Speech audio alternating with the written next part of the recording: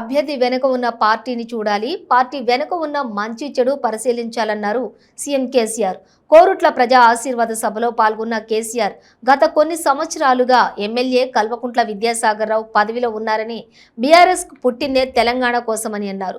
మీ అందరినీ కోరేది ఒక్కటే, 10 సంవత్సరాల కాలంలో సాధించింది ఆలోచించాలన్నారు. మరోసారి విద్యాసాగర్ రావుకు అవకాశం ఇస్తే కోరుట్లను మరింత అభివృద్ధి జరుగుతుందని అన్నారు. తెలంగాణ రాష్ట్రం ప్రాణాన్ని కూడా అడ్డం పెట్టి రాష్ట్రం సాధించిన మన గౌరవ ముఖ్యమంత్రి గారు, గౌరవ బీఆర్ఎస్ అధ్యక్షులు కె చంద్రశేఖరరావు గారికి స్వాగతం, కోట్ల ప్రజల తరఫున స్వాగతం పలుకుతూ దాదాపు 25-26 సంవత్సరాలు తెలంగాణ గురించి పోరాటం చేసి తెలంగాణ సాధించి తెలంగాణ బతుకులన్నీ కూడా పచ్చగా చేసి వాళ్ళు ఎక్కడ చూసినా పచ్చటి పొలాలు, పచ్చటి వాతావరణం తెచ్చి 24 గంటల కరెంటు తెచ్చి మనందరికీ కూడా దిశ నేర్పి తెలంగాణ ప్రజలని గిట్టుంటారని దేశాన ప్రకటించే విధంగా దేశాన్ని చెప్పుకునే విధంగా ప్రకటించిన మన ముఖ్యమంత్రి గారికి మీ అందరి తరఫున మరొకసారి స్వాగతం చెప్తున్నా. ఈనాడు మీకు తెలియని విషయం కాదు, ఏ పార్టీలు ఎన్ని చెప్పినా మన ముఖ్యమంత్రి గారు వచ్చినాక ఏం జరిగింది, అంతకుముందు 15 సంవత్సరాలకి ఏం జరిగింది అన్నది మీరు ఆలోచించాలి. ఎక్కువ సమయం లేదు కనుక ఎప్పుడు మీ మధ్య ఉంటే కనుక మన ముఖ్యమంత్రి గారికి ఎక్కువ సమయం ఇచ్చి నేను మీ అందరి దగ్గర సెలవు తీసుకున్నా. జై జై తెలంగాణ, జై తెలంగాణ. కేసీఆర్ గారి నాయకత్వం, కేసీఆర్ గారి నాయకత్వం. కారు గుర్తుకే.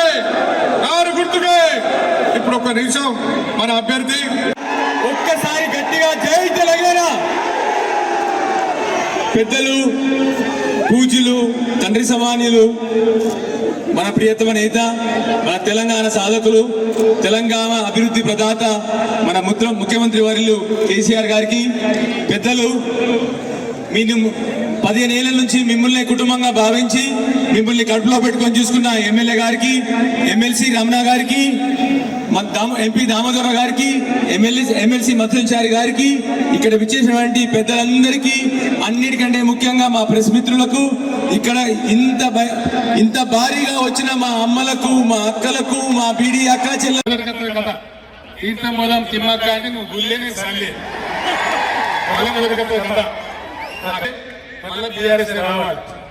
సంజయ్ నేను చెప్తా ఉన్నా, నేను నిరాహార దీక్ష వచ్చినప్పుడు ఢిల్లీలో కానీ ఆమరణ దీక్ష వచ్చినప్పుడు కానీ ఆయన డాక్టర్ కాబట్టి, వైద్యుడు కాబట్టి నిమిషం నా దగ్గర ఉండి నన్ను చూసుకుంటూ నా ప్రాణాలు కాపాడినటువంటి నా పిల్లలాంటి వ్యక్తి.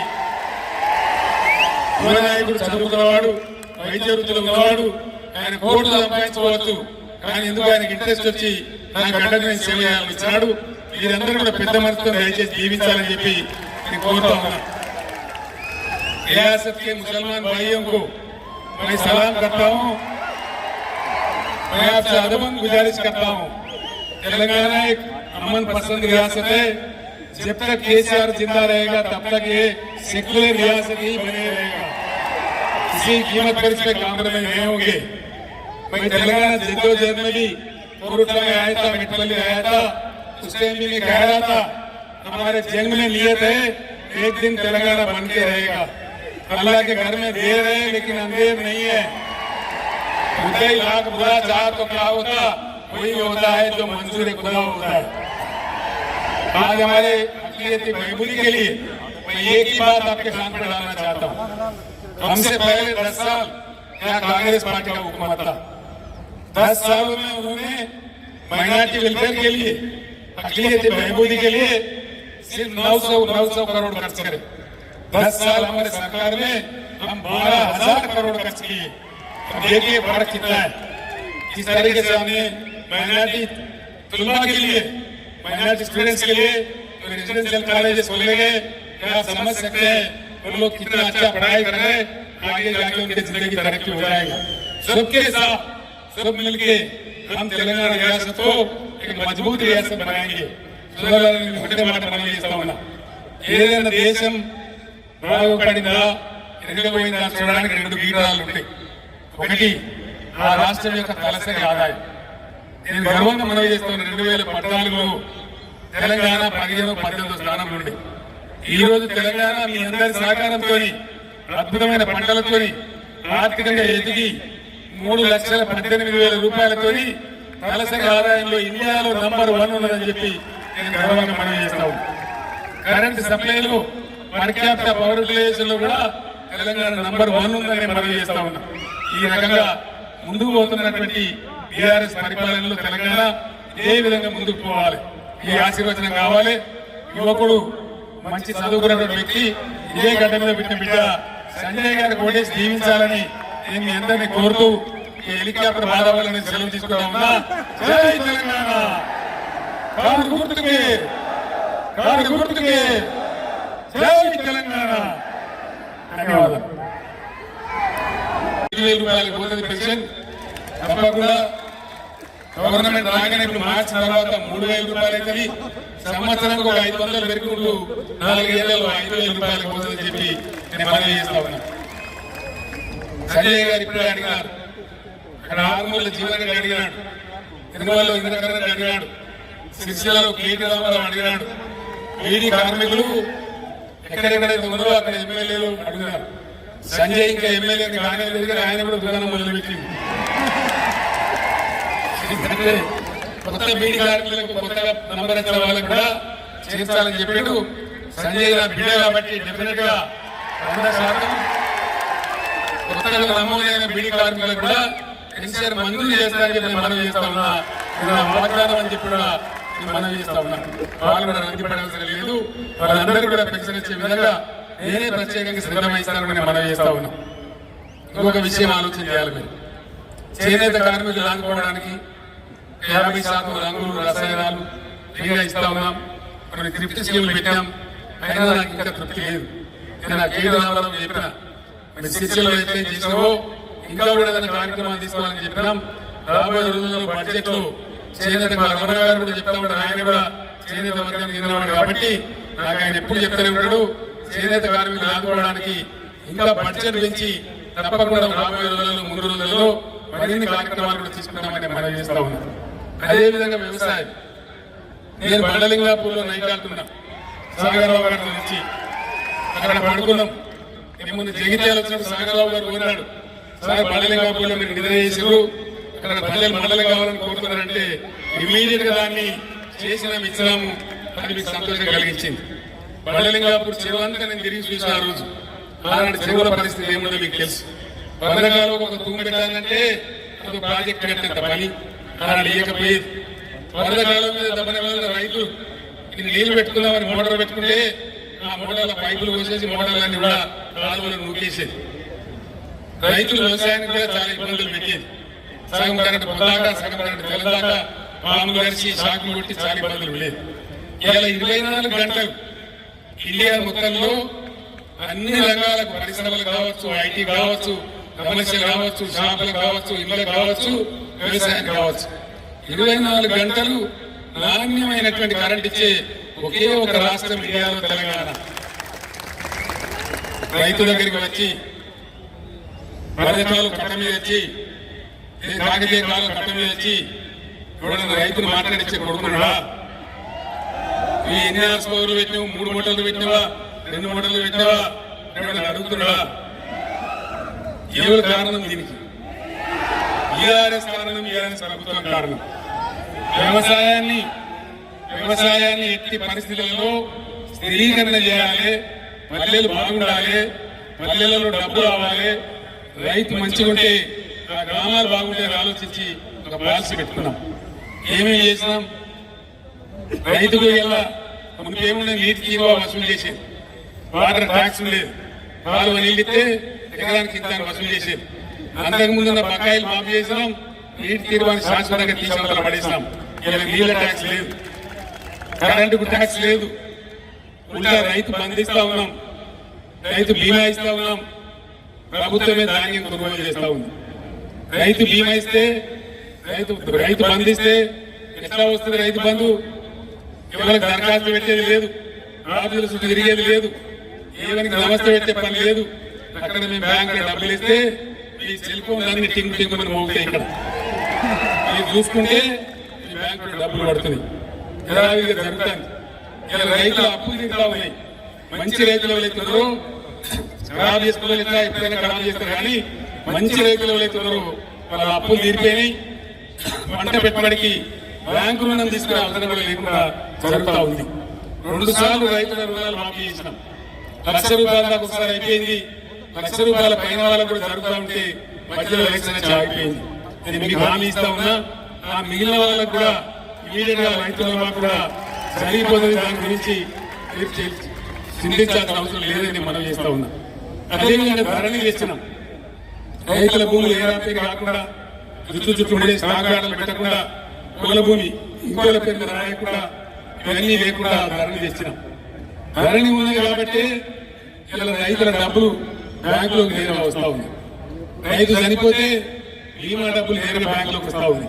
ధాన్యం కొంటే ఈ డబ్బులు బ్యాంక్ ఖాతాలో పడతా ఉన్నాయి. ఇలా కాంగ్రెస్ నాయకులు మాట్లాడుతూ ఉన్నారు, ధరని తీసేస్తారట, ధరని తీసి బంగాళాఖాతం వేస్తారట. ఎందుకు మళ్ళా దళారుల రాజ్యమా, మళ్ళా పైరవికాల రాజ్యమా? ఏమైతే ధరని తీసేస్తే రైతు బంధు డబ్బులు ఎట్లొస్తాయని నేను అడుగుతా ఉన్నా. మీరు గ్రామాలలో ఈ విషయం చర్చ పెట్టాలి. దయచేసి రైతు తీసేస్తే ఎన్నింటి పోవాలి? 5 నిమిషాలు ఉంది కదా, ఈ హెలికాప్టర్తో ఇదేంట. మీ అందరితో నేను ఒకటి మనం చేస్తా ఉన్నా, బంగాళాఖాతం వేస్తాం ధరని తీసేది. రాహుల్ గాంధీ కూడా మాట్లాడుతూ ఉన్నా. ధరని తీసేస్తే మళ్ళీ ఏమవుతుంది? మళ్ళీ విఆర్ఓలు, వాణిజ్యాలు, అగ్రికల్చర్ ఆఫీసర్లు, నీకు ఎన్ని ఎకరాలు? 10 ఎకరాలు. ఎంత వస్తుంది రైతు బంధు? 1,00,000 వస్తుంది. నాకు 20,000, నాకు 30,000. మళ్ళీ ఇదే దందా కదా, మళ్ళీ 15,000 కదా, మళ్ళీ దళారుల రాజ్యమే కదా. ధరని ఉండాలని తీసేయన్నా, ఉండాలని ఒకసారి చేతులు కావాలని దయచేసి. ఇంకో కాంగ్రెస్ అయినా మాట్లాడతాడు, కేసీఆర్ బేకారు చేస్తాడు, రైతు బంధు ఇచ్చి ప్రజల ట్యాక్స్ సభలను బేకారు చేస్తాడు, దుబారా చేస్తాడని మాట్లాడతాడు. రైతు బంధు దుబారానా? ఉండాలి కదా రైతు బంధు, ఉండాలి కాదు. బీఆర్ఎస్ గవర్నమెంటే వస్తుంది మీ దయతోని.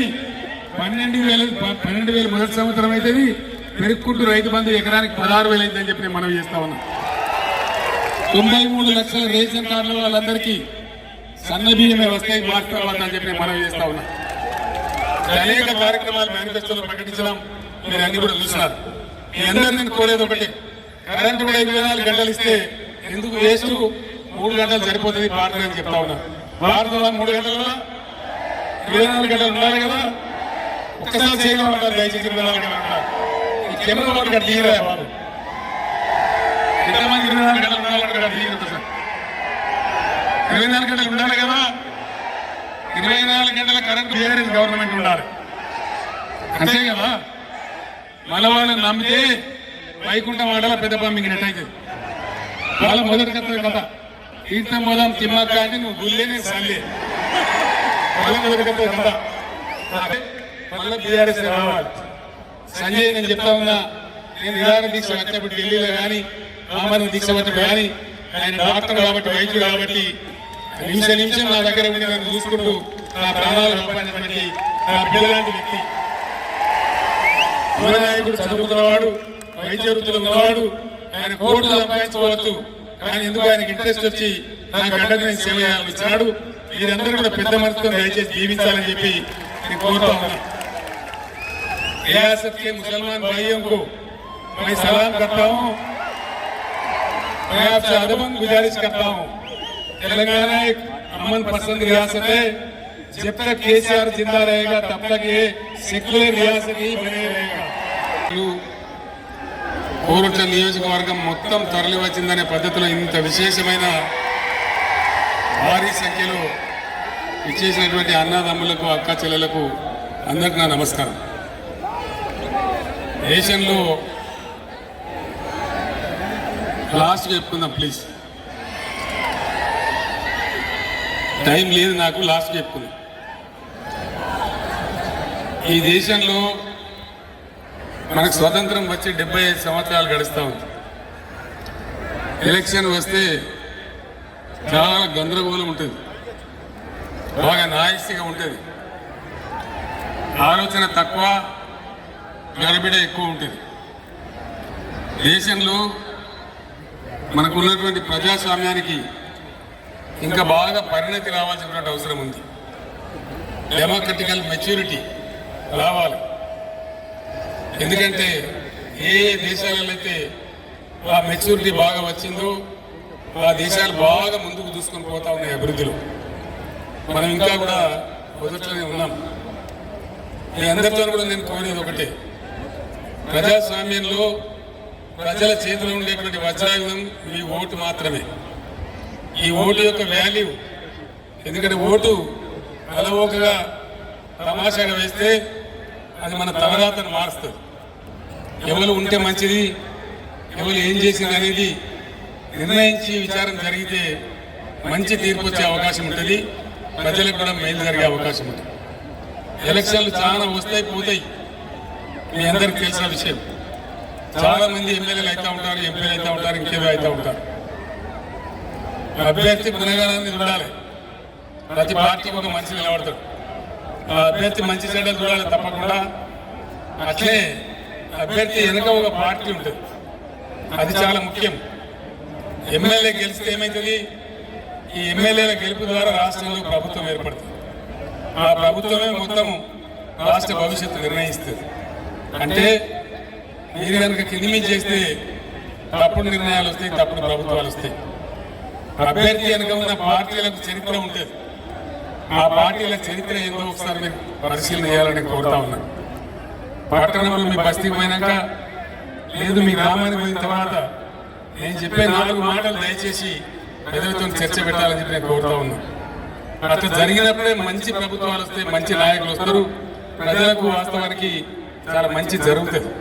మీ అందరూ నేను కోరేది ఒకటే, ఆ పార్టీల యొక్క నడవడిక ఏంది, వాళ్ళ చరిత్ర ఏంది, ప్రజల గురించి, రైతుల గురించి, పేదల గురించి ఆ పార్టీలు ఏ విధమైన పనులు అమలు చేసినాయి, వీటిని మరి పరిశీలించాలని చెప్పి నేను కోరుతా ఉన్నాను. ఎందుకంటే మంచి చెడ్డ గమనించకుండా గుడ్డిగా ఓటేస్తే చాలా ప్రమాదాలు వచ్చే అవకాశం ఉంటుంది. మీ అందరినీ కూడా నేను మరొకసారి కోరుతా ఉన్నా, ప్రజాస్వామ్య పరిణతిని ప్రదర్శిస్తూ మీరు ముందుకు పోవాల్సిన అవసరం ఉంది. గత కొన్ని సంవత్సరాల నుంచి విద్యాసాగర్ గారు మీ సేవలో ఉన్నారు, మీకు తెలుసు. ప్లీజ్ ప్లీజ్ ప్లీజ్ మీరు ఇక్కడ మొత్తుకుని అక్కడ మొత్తుకుని ఏదైతే కావాలా, టైంలో లేదు కదా, 15 నిమిషాలు టైం ఉంది, డిస్టర్బ్ చేయకపోతే మంచిది. పార్టీల యొక్క నడవడిక, వాళ్ళ వైఖరి, వాళ్ళకు అవకాశం ఇచ్చినప్పుడు వాళ్ళు ఏం చేసినారు అనేది మీరు ఆలోచన చేయాలి. బీఆర్ఎస్ పార్టీ పుట్టిందే తెలంగాణ కోసం, మీకు తెలిసిన విషయం. ఆనాడు వెంట ఉద్యమంలో మీరు చాలా మంది కూడా ఉన్నారు. మెట్పల్లికి కోరుకుంటే నేను చాలా సార్లు వచ్చినాను ఉద్యమ సందర్భంలో కూడా. ఆ రోజు కూడా మీరు బ్రహ్మాండమైనటువంటి ఉద్యమాన్ని సమర్థించినారు, ఉద్యమాన్ని ముందుకు నడిపినారు. మీ అందరితో నేను కోరేది ఒకటే, బీఆర్ఎస్ 10 ఏళ్ల ప్రభుత్వంలో ఏం జరిగింది, అంతకుముందున్న కాంగ్రెస్ 50 ఏళ్ల ప్రభుత్వంలో ఏం జరిగింది, ఈ చరిత్ర అంతా కూడా మీ కళ్ళ ముందర ఉన్నది, మీ సొంత అనుభవంలో ఉన్నది. దాన్ని మీరు బేరీజ్ వేయాలి, అంచనా వేయాలి. తెలంగాణ వచ్చినాడు చాలా బాధలు, కరెంటు లేదు, మంచినీళ్ళు లేవు, సాగునీళ్ళ కటకట, దేశమంతా బతకపోవడం, వలసలు పోవడం, ఎవరిని పరచుకునే పరిస్థితి లేదు. ముఖ్యంగా మా చేనేత కార్మికులు ఒక్కొక్క రోజు సిరిసిల్లలో, భూదాన్ పోచంపల్లిలో, దుబ్బాకలో ఒక్కొక్క రోజు 6, 7, 8 చచ్చిపోవడం, మేము శవాలను పట్టుకుని ఏడవడం, ఇవన్నీ కూడా జరిగినాయి. భూదాన్ పోచంపల్లిలో 7 నేతలు చనిపోతే నేను శవాన్ని పట్టుకున్నప్పుడు ముఖ్యమంత్రికి 2 చేతుల దండం పెట్టి నేను బతకాలి. 50,000 రూపాయలు ఇవ్వా, 1,00,000 రూపాయలు ఇవ్వా, వాళ్ళు బతుకుతారు పాపం, పోయినరు నువ్వులన్న బతుకుతారంటే 1 రూపాయి కూడా ఇవ్వలే. ఇవన్నిటిని కూడా దృష్టిలో పెట్టుకొని తెలంగాణకు ఉన్న కష్టాలన్నీ ఏమేమి ఉన్నాయి, మనం ఏం చేయాలి, మన కర్తవ్యం ఏందని ప్రభుత్వం వచ్చిన తర్వాత 3-4 మాసాలు చాలా కష్టపడి ఆలోచించి ఒక దారి పెట్టుకుని ముందు పోతా ఉన్నాం. దానిలో అన్నిటికన్నా ముందు ఆలోచించింది పేదల సంక్షేమం. ఒకటే మాట నేను మనవి చేస్తా ఉన్నా, అంతకుముందు ప్రభుత్వాలు తమాషకు పెన్షన్లు ఇచ్చేది.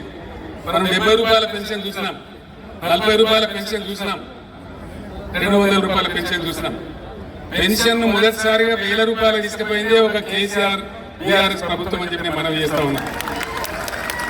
ఇంకొక మాట కూడా నేను చెప్పాలి, మన దేశంలో నేను కొంతకాలం కేంద్రంలో కార్మిక శాఖ మంత్రిగా పనిచేసిన మీ అందరికీ తెలుసు. అప్పుడు నేను చూసిన ఈ బీడీ కార్మికులు కార్మిక శాఖ కిందకే వస్తారు. ఆ రోజు 19 రాష్ట్రాలలో బీడీలు చేసే వాళ్ళు ఉంటారు. బెంగాల్లో ఉంటారు, మహారాష్ట్రలో ఉంటారు, చాలా రాష్ట్రాల్లో ఉంటారు. ఏ ఒక్క రాష్ట్రంలో కూడా ఈ రోజు కూడా బీడీ కార్మికులకు పెన్షన్ ఇయ్యరు. కానీ నేను చిన్నప్పుడు హై స్కూల్ చదువుకున్నప్పుడు ఒక బీడీలు చేసే వాళ్ళకి దుబ్బాకలో చదువుకున్నాను. వాళ్ళు రెండు ఒకటే దగ్గర దొరికినాయి నాకు అనుభవం. వాళ్ళు బీడీలు చేసేది, వాళ్ళు చేనేత కార్మికులు. మగాయన పాపం బట్టలు వేసేది, చీరలు వేసేది. మా అమ్మనేమో నాకు అన్నం పెట్టి అమ్మనేమో బీడీలు చేసేది. వాళ్ళ బాధలు నాకు అన్నారని నేను చూసినాను. వాళ్ళు తినే తిండి కూడా చూసినాను. వాళ్ళు పడే అవస్థలు కూడా నేను చూసినాను. వాళ్ళకి వచ్చే బీమారీలు ఏంటో కూడా నాకు తెలుసు. అంత కష్టజీవులు అని చెప్పి నాకు తెలుసు కాబట్టి నన్ను ఎవరు అడగలే, నాకు ఎవరు దరఖాస్తు పెట్టలే. నా అంతా నేనే ఆలోచించి బీడీ కార్మికులకు పెన్షన్ ఇచ్చినటువంటి ఇండియాలోనే ఒకే ఒక్క రాష్ట్రం ఇలా తెలంగాణ నేను మనవి చేస్తా ఉన్నా.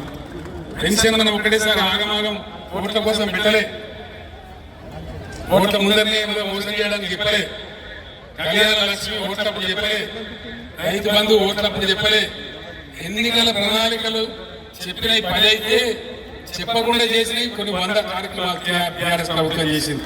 అవన్నీ మీ దృష్టిలో ఉన్నాయి. బీడీ కార్మికులకు పెన్షన్ ఇస్తా ఉన్నాం. వాళ్ళకు కూడా ఇప్పుడు 2000 నుంచి 5000 రూపాయలకు పోతుంది పెన్షన్. తప్పకుండా గవర్నమెంట్ రాగానే ఇప్పుడు మార్చి తర్వాత 3000 రూపాయలు అవుతుంది. సంవత్సరానికి ఒక 500 పెరుగుకుంటూ 4 ఏళ్లలో 5000 రూపాయలకు పోతుందని చెప్పి నేను మనవి చేస్తా ఉన్నా. సంజయ్ గారు ఇప్పుడే అడిగినారు, అక్కడ ఆర్మూర్ల జీవన్ రెడ్డి అడిగినాడు, తిరుమలలో ఇంద్రకరణ్ రెడ్డి అడిగినాడు, సిరిసిల్లలో కేటీ రామారావు అడిగినాడు. బీడీ కార్మికులు ఎక్కడెక్కడైతే ఉందో అక్కడ ఎమ్మెల్యేలు అడిగినారు. సంజయ్ ఇంకా ఎమ్మెల్యే కానీ ఆయన కూడా దుకాణం మొదలుపెట్టింది. ఎందుకంటే కొత్త బీడీ కార్మికులకు కొత్తగా నంబర్ వచ్చిన వాళ్ళకు కూడా చేర్చాలని చెప్పాడు. సంజయ్ నా బిడ్డ కాబట్టి డెఫినెట్ గా 100% కొత్తగా నమోదైన బీడీ కార్మికులకు కూడా పెన్షన్ మంజూరు చేస్తారని చెప్పి మనం చేస్తా ఉన్నా. వాగ్దానం అని చెప్పి కూడా మనం చేస్తా ఉన్నాం. వాళ్ళు కూడా రంగిపడాల్సిన